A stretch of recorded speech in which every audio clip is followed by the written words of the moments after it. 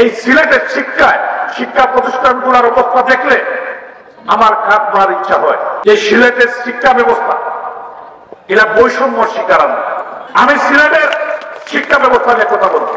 এই স্কুলের এই অবস্থা থেকে আমি মর্মাহত। আমি সিলেটের সন্তান হিসাবে এই সিলেটের সিটি কর্পোরেশনের নির্বাচিত এখানে যারা সম্মানিত ভোটার আছেন, এবং আমি নিজেকে অনেক দুঃখ প্রকাশ করছিলাম যে আমরা কোথায় আছি।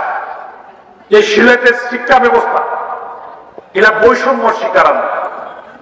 এই বৈষম্য হতে পারে না। বাংলাদেশের অন্যান্য জেলা যেখানে সারা বাংলাদেশের জাতির পিতা বঙ্গবন্ধু শেখ মুজিবুর রহমানের সুযোগ্য কন্যা রাষ্ট্রনায়ক শেখ হাসিনার নেতৃত্বে সারা বাংলাদেশ এবং উন্নয়নের জোয়ার সোনার জরি, সিলেটের মতো একটি ঐতিহ্যবাহী এলাকা, এনআরবিদের হাব, আধ্যাত্মিক নগরী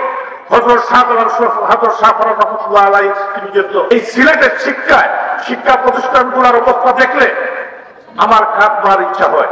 আমাদের অর্থমন্ত্রী ছিলেন, পররাষ্ট্রমন্ত্রী ছিলেন, আমাদের শিক্ষামন্ত্রী ছিলেন, পরিকল্পনা মন্ত্রী ছিলেন, এখন প্রবাস কল্যাণ মন্ত্রী শফিকুর রহমান চৌধুরী হয়েছে।